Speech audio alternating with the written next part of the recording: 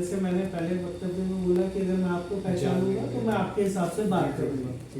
तो यहाँ तक आप एग्री हैं कि हर चीज का क्रिएशन यूनिवर्स में 5 तत्वों से हुआ है जी बिल्कुल, और बिलीव भी उसमें हो रहा है। करेक्ट, तो बीच की जर्नी भी है 5 तत्वों से होनी चाहिए। करेक्ट, तो उसी तरीके से पंचतत्व का क्या है कि इसका एक टाइम है, एक समय। अगर मान लीजिए इस पूरे महीने में कोई घटना हुई तो उसके लिए रिस्पॉन्सिबल कौन होगा? जो इस महीने की ऊर्जा है। जी इसी तरीके से 24 घंटे में एक भारतीय वैज्ञानिक हुए डॉक्टर अभिषेक रेड्डी, जिन्होंने कैम्ब्रिज विश्वविद्यालय में इस सिद्धांत को प्रतिपादित किया, क्योंकि उस टाइम की सरकारें इसको एक्सेप्ट नहीं कर रही थी। ओके, तो उनको मजबूरन इस सिद्धांत को ले जाना पड़ा था कैम्ब्रिज में। ओके, तो उन्होंने जैविक घड़ी, जिसको आजकल हम सर्केडियन रिदम के नाम से जानते हैं, उस सिद्धांत को प्रतिपादित किया। उस 2 घंटे के हिसाब से 12 बार बदलती है 5।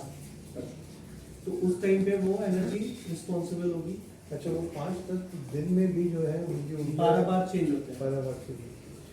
और उसको और शॉर्टर जाते हैं तो वो हर प्रतिपल, मतलब सेकंड्स के भी माइक्रो में चले जाएंगे ना, लव पल प्रतिपल जो बोलते हैं क्षण, उसमें भी वो इंटर एक्सचेंज होती है। ओके, जैसे एक एटम में इलेक्ट्रॉन चारों तरफ अपनी कक्षा में चक्कर लगाता है ऐसे ही।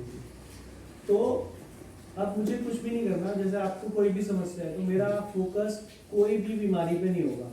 अच्छा, जनरली हमारे पास पेशेंट आते हैं, वो एक बीमारी से जूझते हैं, बंडल्स ऑफ डिसीजेज होती हैं उनको, या डिसऑर्डर्स होते हैं। राइट, तो हम कभी भी बीमारी पे फोकस नहीं करते, हम सिर्फ फोकस करते हैं सामने वाले की एनर्जी पे। वो एनर्जी हम जज करने के लिए अगर टाइम मंथ पूछते हैं, वो नहीं मिलता है तो फिर हमारे कुछ जनरल क्वेश्चन है। जैसे आपको बैकएक है तो बैठने में ज़्यादा है या खड़े होने में ज़्यादा है?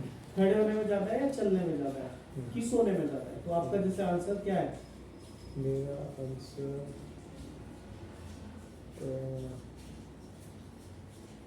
एक्चुअली जो ये बैकएक है ये आती जाती रहती है।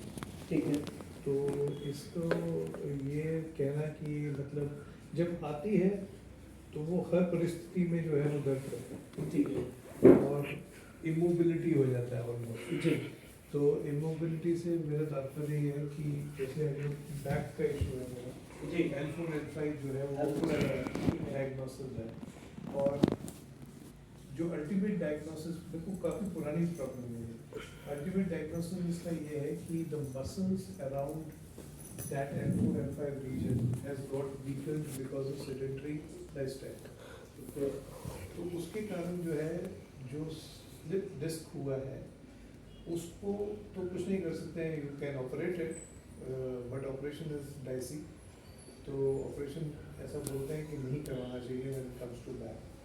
और जब ये डिस्क जो सी है किसी भी कारण से, जैसे अगर मैंने कुछ बहुत हैवी लिफ्ट कर दिया करेक्ट, उसके कारण हो गया, या कोई एक एंगल पे जो मैं ज़्यादा देर तक बैठ गया या कोई झटका लगा, तो किसी भी परिस्थिति में मतलब ये डायग्नोस करना कि कैसे आता है ये बड़ा डिफिकल्ट। ठीक है, तो लेकिन ये आता है 6 महीने में एक बार या व्हाटएवर। और जब ये आता है तो इतना ज़बरदस्त आता है कि मतलब you have to be bed.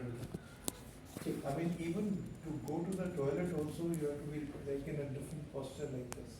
बहुत दर्द करता है। तो उसका यही है कि you have to be flat on the bed और रेस्ट करिए, मतलब एक हफ्ते से भी ज़्यादा 2 हफ्ते भी कई बार रेस्ट करना होता है। उसके बाद वो धीरे धीरे धीरे धीरे नॉर्मल। अब मैंने इसका जो इसका उपचार जो मैं कर रहा हूँ अभी, जिससे मुझे थोड़ी सफलता मिली है, वो ये है कि योगा से मैं अपने जो मसल्स हैं around the back L4 L5 उसको स्ट्रेंथन करने का प्रयास करता हूँ। लेकिन फिर भी कई बार, अब जैसे मैं पिछली बार मैं सत्संग के लिए कान्हा गया था हैदराबाद, वहाँ से वापस आया तो एक मेरे ब्रदर थे, उनका सूटकेस, तो वो मेरे से भी थोड़े वृद्ध थे, तो मैंने उनका सूटकेस उठा के ऊपर ट्रेन में रख दिया, तो उससे खिंच गया और वो फिर मैं I was bedridden for almost 2 weeks. ठीक है। तो ये किस, अब जैसे कई बार होता है कि ठीक हो गया तो लग रहा है ठीक है सब कुछ ठीक है, तो कई बार just to help people you know you do certain acts, तो वो जो है वो उसका परिणाम जो है वो मेरे को मिलेगा उनका। तो अब मैं मतलब every time it happens I get conscious and then it gets alright for some time, फिर उसके बाद दोबारा आ जाता है ये। तो आपका प्रश्न ये था कि लेटते हुए या सोते हुए जब आता है तो किसी भी परिस्थिति में जो है वो फेल करता है। तो अभी अगर मैं आपको जज कर पा रहा हूँ तो आपको दो परिस्थिति में प्रॉब्लम आती है। एक, जब भी किसी भी प्रकार का मूवमेंट है, हाँ। मतलब वेट उठाया, वेट कैरी Movement किया, of a kind which is not normal। हाँ, मतलब हाँ, एक जो normal जनरली अगर हम बोलेंगे कि आपका क्वेश्चन है, हाँ, लेकिन posture हो हम गया। पंचतत्व के हिसाब से इसको देखेंगे तो सिर्फ वायु की विकृति है और इसीलिए आपको योगा से उसमें रिलैक्स होता है। बहुत सारे आप लोग देखेंगे जो योग करते हैं तो उनको प्रॉब्लम बढ़ती है, हाँ। या दूसरा आपको रेस्ट से भी प्रॉब्लम सॉल्व होने शुरू होती है, भले ही वो हफ्ते 10 दिन 15 दिन 20 दिन लग जाए। जी। तो ये दो चीजें मुझे जो समझ में आई, ये जल और वायु की विकृति है आपको। Okay। दूसरा आप केयरिंग है। केयरिंग आप अगर पूरी फैमिली में देखो तो सबसे ज्यादा कौन होता है? नॉर्मली मतलब मेरी वाइफ जो है वो ज़्यादा केयरिंग है मेरे से, जी, बट मैं भी इक्वली केयरिंग। ठीक है। care मातृशक्ति, is- हाँ मातृशक्ति जो है वो है। वो केयरिंग होती है हाँ। इन जनरल, है ना। और आपका नेचर, मैं भले ही अभी हमारी 10-15 मिनट की मुलाकात है, लेकिन जो मैं जज कर पा रहा हूँ आप केयरिंग है, जी। सपोर्टिव है, और मेरे ख्याल से शुरू से आप ऐसे ही रहेंगे। ऐसे ही है, शुरू से ऐसा है। ठीक है, तो ये जल और वायु की विकृति में है। हाँ। और अभी आफ्टर हाँ। और इसका एक और चीज़ डेटा पॉइंट जो मैं शेयर करना चाहता हूँ कि जब ये जैसे मैं सुबह उठता हूँ तो थोड़ा अभी थोड़ा ठंडी हो गई है जी। तो थोड़ा तनाव रहता है पीछे। फिर उसके बाद जब मैं योगा कर लेता हूँ तो ऐसा लगता है कि कुछ था ही नहीं, कुछ था ही नहीं। राइट, तो एकदम बिल्कुल नॉर्मल हो गया। जी अभी भी जैसे मैं ट्रेन से आया हूँ 2 घंटा ट्रैवल जी। करके, अपना बैग लेके आया हूँ, ये वो मैं बहुत ही धीरे धीरे जी संकुचित तरीके से ये काम कर रहा हूँ ताकि ये वापस ना आए, क्योंकि 2 दिन का सेशन है सैटरडे संडे को जी जो मैं कर रहा हूँ अपने मित्र के साथ, जी। तो उसके लिए आया हूँ मैं सैटरडे संडे को। जी। अभी सैटरडे संडे में एक सेशन और भी हम लोग कर रहे हैं, अच्छा। पंचतत्व सीखने सिखाने का ही है। अच्छा। और 2 दिन में ये सिर्फ 14 घंटे या 12 घंटे का इन्वेस्टमेंट है। Okay। बस only। I would love to learn this. और अगर आपके पास समय है तो एक और चीज़ मैं अभी बता देता हूँ तो इसके विषय में बाद में बात। My diabetes are not under control and I have already been told that I should start on insulin which I don't want to. So what I have done is that I have started doing certain things which is yoga और ये और खान पान का जो वो है वो मैंने अभी पिछले 15 दिन से कुछ चेंज किया है, उससे मुझे फ़र्क मिला है। और वो भी एक मेरी प्रॉब्लम है।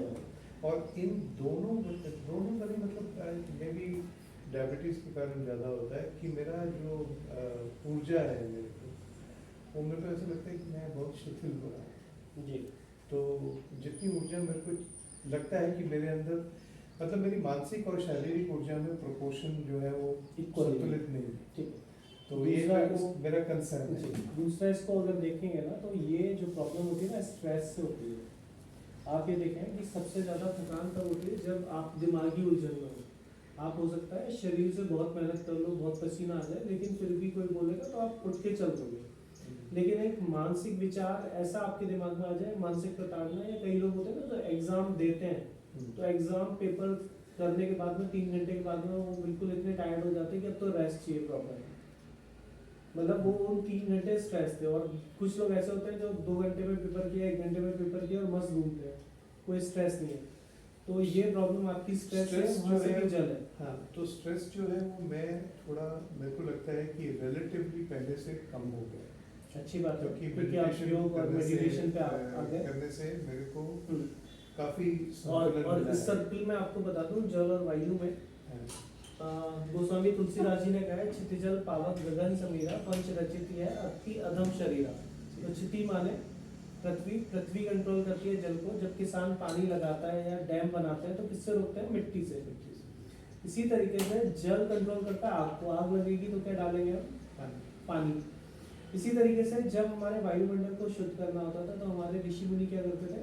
यज्ञ करते थे। तो यज्ञ, हवन या सूर्य आकाश को कंट्रोल कर रहा है। जब सूर्य तपन पे होता है तो हम आकाश के नीचे नहीं जाते ना, इसी तरह से आकाश इसको कंट्रोल कर रहा है। इसी तरीके से आकाश कंट्रोल करती है वायु को, गगन कंट्रोल कर रहा है समीर को।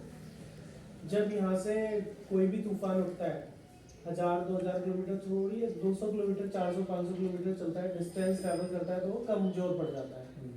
इसी तरीके से पृथ्वी किसी भी तरह की निर्जर है रेत है, कुछ भी है, उसको कंट्रोल करना है तो वहाँ पे आप पौधे घास फूस उगा दीजिए, वो कंट्रोल हो जाएगी। तो ये अपने आप में एक सर्किल है और वायु कंट्रोल करती है पृथ्वी को।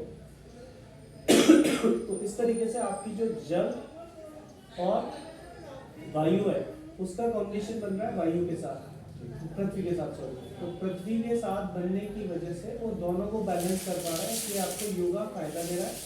और आप बहुत सारे लोग ऐसे भी देखते होंगे जिनको मेडिटेशन करने के बाद में प्रॉब्लम बढ़ रही है। तो अगर वो खुद से पृथ्वी है और वो स्थिर होकर ध्यान में जाएंगे तो उनको प्रॉब्लम है। तो क्योंकि आप इस फील्ड में ऑलरेडी लोगों का भला भी कर रहे हैं और सद्विचार से सद्व्यवहार से लोगों को प्रेरित भी कर रहे हैं, बहुत अच्छा काम कर भी रहे हैं। आप प्रेरणा कहीं ना कहीं हम जैसे लोगों की। तो आप सिर्फ ऐसे लोगों को आइडेंटिफाई कीजिए कि किनको इससे प्रॉब्लम हो रही है। तो वहाँ पे अगर आप इस सिस्टम को समझ जाते हैं ना तो एक छोटा सा रंग, एक छोटा सा बिंदु, एक छोटी सी सिर्फ दिशा परिवर्तन कर देंगे तो उसको फायदा हो जाएगा।